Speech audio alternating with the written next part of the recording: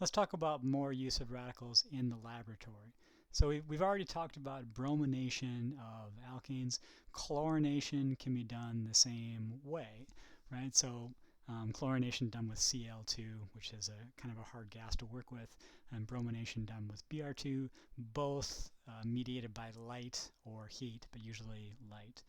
So in this case, we find that bromine radicals are more stable, they're less reactive, and they're more selective than chlorine radicals. Okay, and we can think about that by just the bromine radical has more space to spread that extra electron out onto. Okay, so it's stabilized by kind of the size of the atom. If we compare butane with X, so if we think about it, there are 6 methyl protons and there are 4 kind of CH2s in the middle. And so if this were completely just statistical distribution, you would expect 60% over here and 40% over there. In reality, you always see the more substituted product predominate. So with chlorine, it's about a 70 to 30 split, which maybe is not quite so useful in a synthetic sense. Bromination is a lot more selective. So the selectivity of this reaction has to do with the stability of the carbon radical, right? So if I were to take this proton off of butane, how stable is that carbon radical? Can I even do that? And it turns out that radicals are a lot like cations, and that the more substituted it is, the more stable it is. And for the same reason, hyperconjugation, which is a word I haven't got to say in a long time, so thank you for giving me this moment. Hyperconjugation essentially means that I've got this filled orbital here that's overlapping this partially filled orbital here. And that overlap is stabilizing, right? When orbitals overlap, they mix. And when I take this partially filled p orbital and I mix it with this filled sigma orbital, 2 electrons go down, 1 goes up, and the net effect is stabilizing. So more stabilized radicals are more substituted radicals are more stable, just like more substituted cations are more stable. And so to get back to here bromine is a more stable radical, so it's going to be a little bit more choosy with how it reacts. It's only going to be able to kind of react with the to give the more stable cation. Chlorine radical is a little bit more feisty, right? It kind of doesn't care whether it's making the most stable carbocation. Chlorine is just going to really kind of go in and be kind of more reactive and less picky.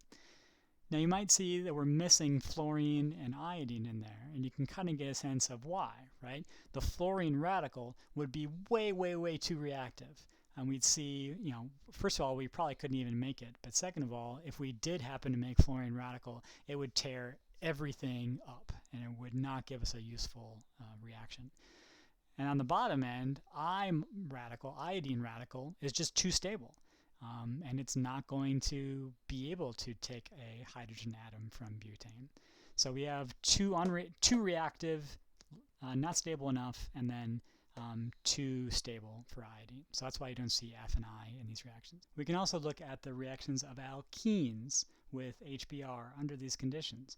Now, I know you're thinking, we've already looked at alkenes plus HBr. That was the first reaction we studied in this class. We even studied it last term as well. Right, so there we know, okay, alkene is a nucleophile. It's going to go grab the proton. We have this cation, and we get the Markovnikov product. It turns out if you go back to the original papers that Markovnikov published on this, it wasn't quite so cut and dried. A lot of times when he would do this reaction, he would get some weird product, and he'd be like, oh, it's anti-me. What's going on? He wouldn't actually say that.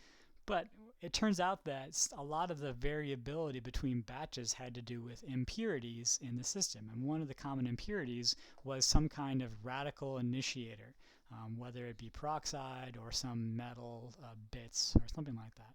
But it turns out if you could have some kind of radical initiator, you could actually get this anti-Markovnikov product sometimes in pretty selective yield.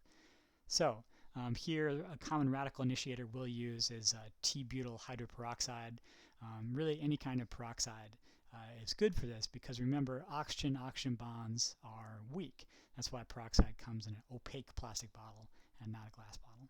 here's the mechanism for this anti-Markovnikov addition of HBr. Again, we need a radical. So the first step is an initiation step where our radical initiator undergoes homolysis, breaking that bond in half.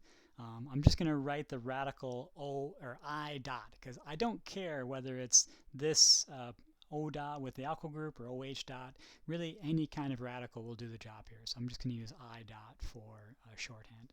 Our propagation step here, that I dot's not iodine, that initiator dot is going to grab a hydrogen atom from HBr.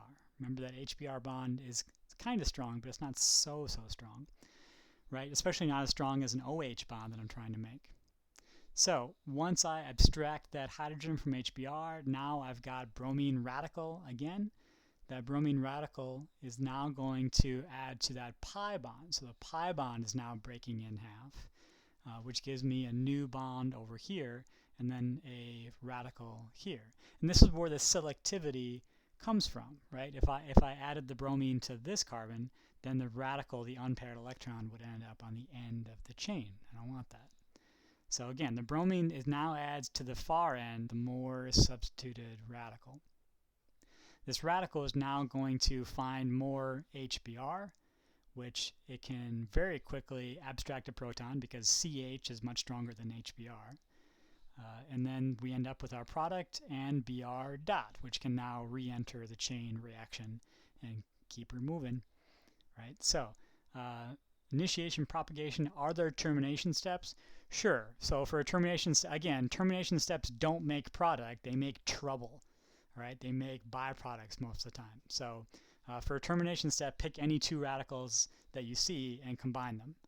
All right? And we usually try to minimize termination steps by minimizing initiator. And so in this case, that would mean we're not going to add a lot of this radical initiator, like probably much less than 1% by moles. So we can add to alkanes. We can also add to alkenes with HBr.